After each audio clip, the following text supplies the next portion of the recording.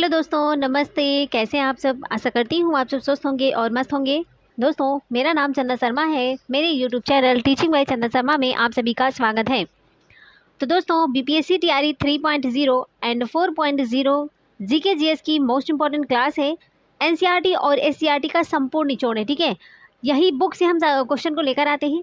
Daily practice set चलती है दोस्तों। तो यहाँ पर आज प्रैक्टिस सेट नंबर 11 है और इससे पहले हमने 10 प्रैक्टिस सेट को सॉल्व कर लिया है, तो आप लोग जाकर चैनल पर देख सकते हैं, ठीक है दोस्तों। ये पीआरटी है 6 to 8, टीजीटी पीजीटी सभी के लिए इंपॉर्टेंट क्वेश्चन है। तो आप लोग इस वीडियो में लास्ट तक बने रहिएगा। अगर आप चैनल पर पहली बार विजिट कर रहे हैं तो सबसे पहले चैनल को सब्सक्राइब कर लीजिएगा और बेल आइकन को प्रेस कर लीजिएगा, जिससे नेक्स्ट नोटिफिकेशन आप तक जरूर पहुंचे। तो चलिए फटाफट ना आप लोग ना इस सेशन को लाइक करके शेयर कर दीजिए। उसके बाद में हम कंटिन्यू क्लास करते हैं। लाइक करके शेयर कर दीजिए, उसके बाद में हम कंटिन्यू क्लास करते हैं। तो चलिए फटाफट आप लोग ना इसको लाइक शेयर कर दीजिए, उसके बाद में हम कंटिन्यू क्लास करते हैं। चलिए देख सकते हैं मेरा पहला क्वेश्चन है दोस्तों। मेरा पहला क्वेश्चन है कि हाल ही में अंतर्राष्ट्रीय श्रम दिवस कब मनाया गया है? हाल ही में अंतर्राष्ट्रीय श्रम दिवस कब मनाया गया है? ऑप्शन ए है 29 अप्रैल, 1 मई, 30 मई या फिर 2 मई। अंतर्राष्ट्रीय श्रम दिवस की बात करते हैं दोस्तों, तो अंतर्राष्ट्रीय श्रम दिवस कब मनाया गया है? इसका राइट आंसर हो जाएगा ऑप्शन ए बी, 1 मई को, है ना। अंतर्राष्ट्रीय श्रम दिवस जो है 1 मई को मनाया जाता है। इंपॉर्टेंट क्वेश्चन है। देखिए दोस्तों, दिवस से 1-2 नंबर के क्वेश्चन जरूर पूछे जाते हैं। आप किसी भी एग्जाम की प्रिपरेशन कर रहे हैं, सबके लिए इंपॉर्टेंट है, क्योंकि सारे एग्जाम में तो जीके जीएस आते हैं ना। जीके जीएस तो सारे एग्जाम में आते हैं, इसलिए ये क्लास बहुत ही ज़्यादा इंपॉर्टेंट है। और प्लीज़ आप लोग वो 10 प्रैक्टिस सेट को आप लोग ज़रूर देख लीजिएगा, ठीक है। वो 10 प्रैक्टिस सेट को आप लोग देखकर अनुमान लगा सकते हैं कि आपकी तैयारी कितनी बेहतर है।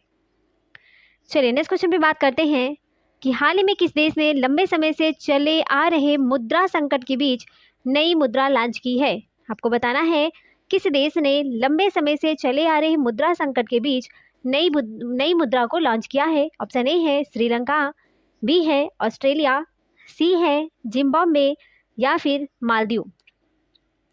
तो किस देश ने लंबे समय से चले आ रहे मुद्रा संकट के बीच नई मुद्रा को लॉन्च किया है?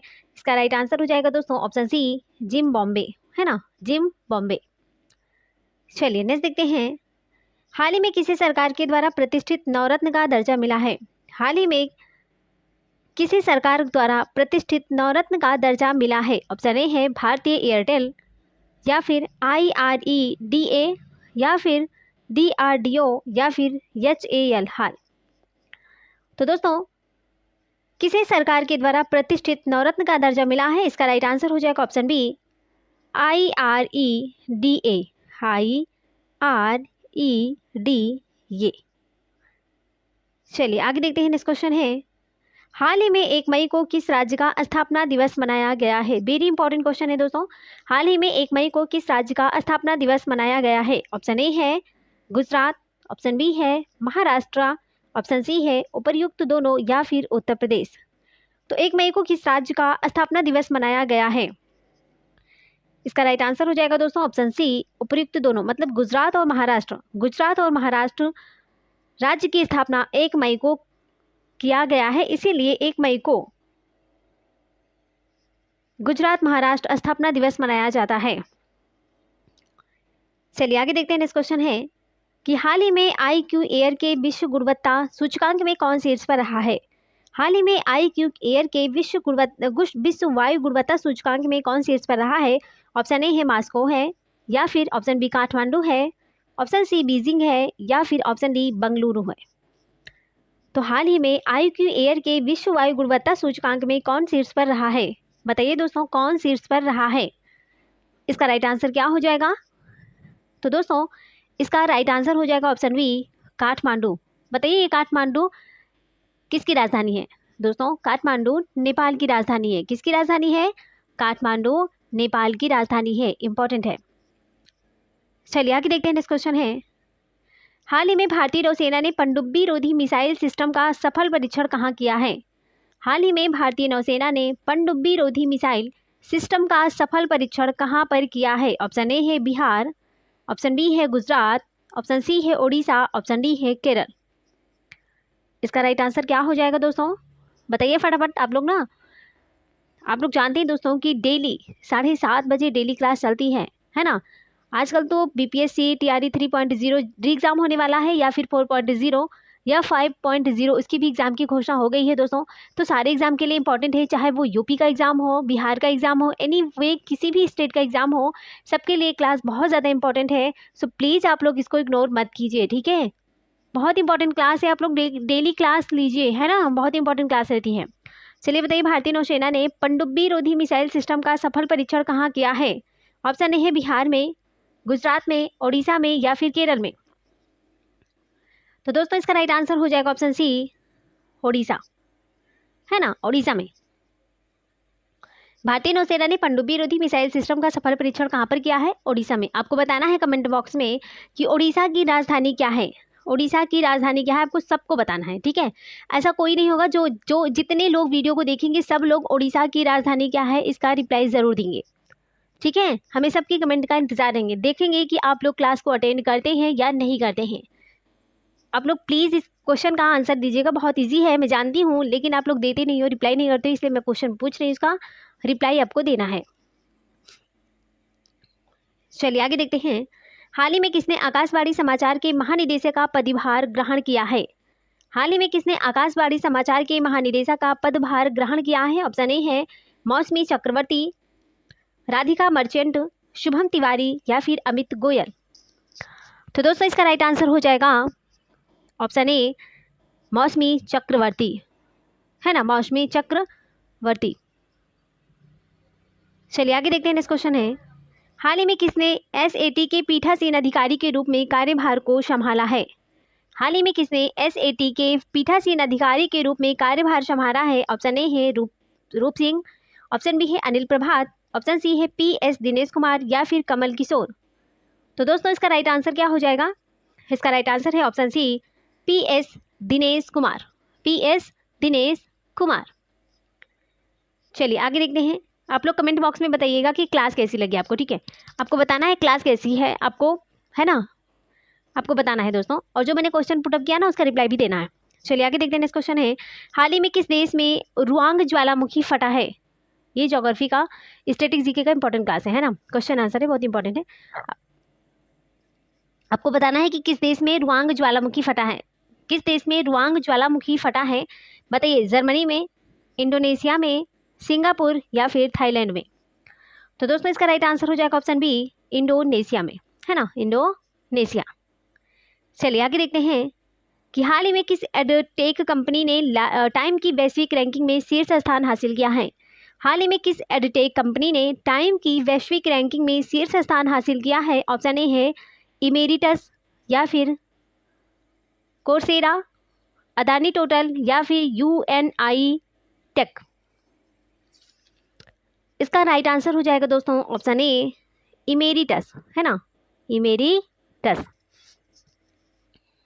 चलिए आगे देखते हैं।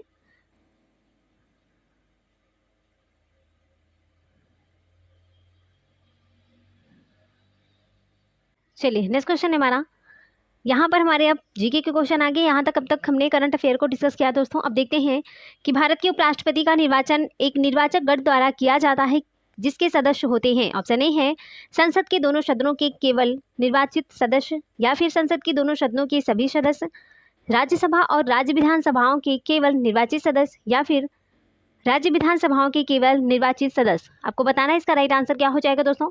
इसका राइट आंसर है ऑप्शन बी, संसद के दोनों सदनों के सभी सदस्य। भारत के उपराष्ट्रपति का निर्वाचन एक निर्वाचक गण द्वारा किया जाता है, जिसके सदस्य होते हैं संसद के दोनों सदनों के सभी सदस्य, है ना, संसद के दोनों सदनों के सभी सदस्य। Option B is the right answer. चलिए आगे देखते हैं। नेक्स्ट क्वेश्चन है, भारत के राष्ट्रपति पर महाभियोग चलाने के लिए कम से कम कितने दिन पूर्व की सूचना आवश्यक है? भारत के राष्ट्रपति पर महाभियोग चलाने के लिए कम से कम कितने दिन पूर्व की सूचना आवश्यक है? बताइए, 7 दिन पूर्व, 10 दिन पूर्व, 14 दिन पूर्व, या फिर 60 दिन पूर्व। तो भारत के राष्ट्रपति पर महाभियोग चलाने के लिए कम से कम कितने दिन पूर्व की सूचना आवश्यक है दोस्तों?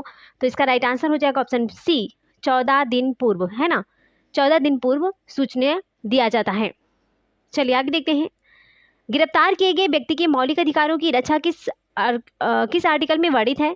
तो गिरफ्तार किए गए व्यक्ति के मौलिक अधिकारों की रक्षा किस आर्टिकल में वर्णित है? आपको बताना है आर्टिकल 20 आर्टिकल 16, आर्टिकल 21 या फिर 22? बताइए किस आर्टिकल में वर्णित है? व्यक्ति के मौलिक अधिकारों की रक्षा किस आर्टिकल में वर्णित है? तो दोस्तों इसका राइट आंसर क्या हो जाएगा? देखिए इसका राइट आंसर हो जाएगा ऑप्शन डी, आर्टिकल 22, आर्टिकल 22। चलिए नेक्स्ट देखते हैं।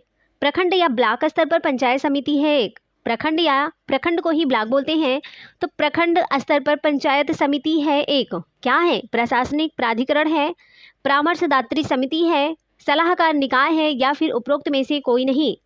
तो दोस्तों इसका राइट आंसर हो जाएगा ऑप्शन ए, प्रशासनिक प्राधिकरण, है ना, प्रशासनिक प्राधिकरण होता है। चलिए नेक्स्ट देखते हैं। वित्तीय आपात प्रथम बार में कितने दिनों के भीतर संसद के 2 सदनों के सम्मुख रखा जाना चाहिए?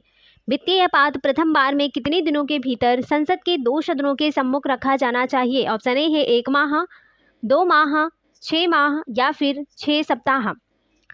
तो दोस्तों इसका राइट आंसर हो जाएगा ऑप्शन बी, 2 माह, है ना, 2 महीने।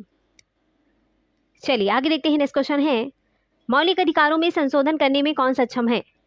मौलिक अधिकारों में संशोधन करने में कौन सक्षम है? बताइए, राष्ट्रपति सक्षम है, लोकसभा, या फिर सर्वोच्च न्यायालय, या फिर संसद? तो मौलिक अधिकारों में संशोधन करने में कौन सक्षम है? इसका राइट आंसर हो जाएगा दोस्तों ऑप्शन डी, संसद, ऑप्शन डी, संसद। ओके, चलिए नेक्स्ट देखते हैं। उत्तर पूर्वी राज्यों के दक्षिणी सिरे में अंतिम स्थान पर स्थित ब्लू माउंटेन का क्षेत्र है। उत्तर पूर्वी राज्यों के दक्षिणी सिरे में अंतिम स्थान पर स्थित ब्लू माउंटेन का क्षेत्र है। मेघालय का है, मिजोरम का है, अरुणाचल प्रदेश का है, या फिर त्रिपुरा का है? उत्तर पूर्वी आप जानते हैं ना, ये ईस्ट, वेस्ट, नॉर्थ, साउथ, है ना। तो नॉर्थ और ईस्ट राज्यों की दक्षिणी सिरे में अंतिम स्थान पर स्थित ब्लू माउंटेन का अर्थ क्या होता है? ब्लू माउंटेन का अर्थ होता है दोस्तों मिजोरम का, है ना, option B is the right answer, Mizoram का अर्थ होता है। चलिए आगे देखते हैं। नेक्स्ट क्वेश्चन है, डंकन पास किसके मध्य स्थित है? डंकन पास किसके मध्य स्थित है? दक्षिणी और छोटी अंडमान के बीच, उत्तरी और दक्षिणी अंडमान के बीच, या फिर उत्तरी एवं मध्य अंडमान के बीच, या फिर अंडमान एवं निकोबार के बीच? तो डंकन पास किसके मध्य स्थित है? डंकन पास की बात करते हैं दोस्तों, तो ये स्थित है दक्षिणी और छोटी अंडमान के बीच, option A is the right answer. चलिए नेक्स्ट देखते हैं। हिमालय पर्वत श्रेणी की सर्वाधिक ऊंचाई पर स्थित दर्रा कौन सी है? हिमालय पर्वत श्रेणी की सर्वाधिक ऊंचाई पर स्थित दर्रा कौन सी है? इंपॉर्टेंट क्वेश्चन है दोस्तों ये, है ना। ऑप्शन ए है बुर्जिल दर्रा, जोजिला दर्रा, माना दर्रा, या फिर रोहतांग दर्रा? तो हिमालय पर्वत श्रेणी की सर्वाधिक ऊंचाई पर स्थित दर्रा कौन सी है? इसका राइट आंसर हो जाएगा दोस्तों ऑप्शन सी, माना दर्रा, माना दर्रा। चलिए आगे देखते हैं। आप देख सकते हैं दर्रे, कुछ दर्रा दिया गया है, इसकी ऊंचाई की बात कर लेते हैं फटाफट। जैसे दोस्तों रोहतांग दर्रे की ऊंचाई होती है 3978 मीटर है। बुर्जिल दर्रा की बात करते हैं तो 4150 मीटर है, या फिर जोजिला दर्रा की बात करते हैं तो 3550 मीटर है। माना दर्रा की बात करते हैं तो 5632 मीटर है। माना दर्रा उत्तराखंड में है, ठीक है। माना, नीति, ये सारे उत्तराखंड में है। चलिए नेक्स्ट देखते हैं। नेक्स्ट क्वेश्चन है, मैनग्रोव किसे कहा जाता है? मैनग्रोव किसे कहा जाता है? दोस्तों आम की पेड़ का उद्यान, या फिर मानव निर्मित वन, लवण, कच्छ का प्राकृतिक वन, या फिर एक प्रकार का पशु? बताइए कि मैनग्रोव किसे कहा जाता है? मैनग्रोव किसे कहा जाता है? मैनग्रोव की बात करते हैं दोस्तों तो ये लवण कच्छ का प्राकृतिक वन होता है, option C is the right answer. लवण कच्छ का प्राकृतिक वन, उसी को मैनग्रोव बोलते हैं, इसी को मैनग्रोव बोलते हैं, है ना। चलिए नेक्स्ट देखते हैं। नेक्स्ट क्वेश्चन है, निम्नलिखित पर्वत शिखरों में से कौन सा एक भारत में अवस्थित नहीं है? नहीं पूछा गया है। निम्नलिखित पर्वत शिखरों में से कौन सा एक भारत में अवस्थिति नहीं है? बताइए। ऑप्शन ए है कॉमेट, ऑप्शन बी है नंदा देवी, ऑप्शन सी है त्रिशूल, ऑप्शन डी है गोसाई धाम। तो निम्नलिखित पर्वत शिखरों में से कौन सा एक भारत में अवस्थित नहीं है? इसका राइट आंसर क्या हो जाएगा? इसका राइट आंसर है दोस्तों ऑप्शन डी, गोसाई धान, है ना, गोसाई धान। चलिए नेक्स्ट देखते हैं। मानस नदी किसकी सहायक नदी है? मानस नदी किसकी सहायक नदी है? इंपॉर्टेंट क्वेश्चन है दोस्तों। मानस नदी किसकी सहायक नदी है? बताइए। चिनाव की है, सिंधु की है, कावेरी की है या फिर उपरोक्त में से कोई नहीं, तो मानस नदी किसकी सहायक नदी है? मानस नदी की बात करते हैं, किसकी सहायक नदी है? तो ये है दोस्तों किसी की नहीं, उपरोक्त में से कोई नहीं। Option D is the right answer हो जाएगा। ठीक है, चलिए नेक्स्ट देखते हैं। चितवन घाटी किस देश में स्थित है? चितवन घाटी किस देश में स्थित है? फ्रांस में स्थित है, भारत में, नेपाल में या फिर इटली में? तो चितवन घाटी किस देश में स्थित है? चितवन घाटी की बात करते हैं दोस्तों, तो ये स्थित है नेपाल में, है ना, नेपाल में। चितवन घाटी नेपाल देश में स्थित है। नेक्स्ट क्वेश्चन है कि संसार का सर्वाधिक जनसंख्या वाला मरुस्थल कौन सा है? संसार का सर्वाधिक जनसंख्या वाला मरुस्थल कौन सा है? वेरी इंपॉर्टेंट क्वेश्चन है दोस्तों। संसार का सर्वाधिक जनसंख्या वाला घन मरुस्थल कौन सा है बताइए? सहारा है, गोवा है, गोबी मरुस्थल होता है ना, गोवा नहीं होता है, गोबी मरुस्थल होता है। एंड थार मरुस्थल है या फिर कालाहारी है। तो दोस्तों संसार का सर्वाधिक जनसंख्या वाला मरुस्थल कौन सा होता है? इसका राइट आंसर है ऑप्शन सी, थार मरुस्थल, है ना। सबसे ज़्यादा जनसंख्या इसी थार मरुस्थल में है। चलिए नेक्स्ट क्वेश्चन पे बात करते हैं दोस्तों। बहमनी साम्राज्य की स्थापना किस वर्ष की गई? बहमनी साम्राज्य की स्थापना किस वर्ष की गई है बताइए? 1336 में, 1340 में, 1342 में या फिर 1347 में? बहमनी साम्राज्य की स्थापना की बात करते हैं दोस्तों, किस वर्ष की गई है? इसका राइट आंसर हो जाएगा 1347 में, है ना। बहमनी साम्राज्य की स्थापना किस वर्ष की गई है? तो 1347 ईस्वी में। चलिए आगे देखते हैं। तो दोस्तों जैसा कि आप लोग जानते हैं कि यहीं पर हमारे क्वेश्चन समाप्त होते हैं। Thanks for watching. दिल से बने रहने के लिए। हमने यहाँ पर 25 क्वेश्चन को डिस्कस किया दोस्तों। 10 क्वेश्चन हमने करंट अफेयर के लिए हैं और 15 क्वेश्चन हमने स्टैटिक जीके के लिए हैं, जो कि सारे क्वेश्चन इंपॉर्टेंट हैं। ठीक है, अगर आप हमारे चैनल पर पहली बार विजिट कर रहे हैं तो सबसे पहले आप चैनल को सब्सक्राइब करके बेल आइकन को प्रेस करेंगे, जिससे नेक्स्ट नोटिफिकेशन आप तक जरूर पहुंचे। दोस्तों ये सेशन आपको कैसा लगा प्लीज़ इसको दिल से लाइक कर दीजिएगा और कमेंट बॉक्स में प्यारा सा कमेंट जरूर दीजिएगा। आपको हमारी क्लास कैसी लगी, आपको हमारा कंटेंट कैसा लगा, तो प्लीज़ कमेंट बॉक्स में कमेंट करना बिल्कुल मत भूलिएगा। और जो हमने क्वेश्चन को पिटअप किया है ना, उसका रिप्लाई आप लोग सब लोग देंगे, है ना, सब लोग देंगे।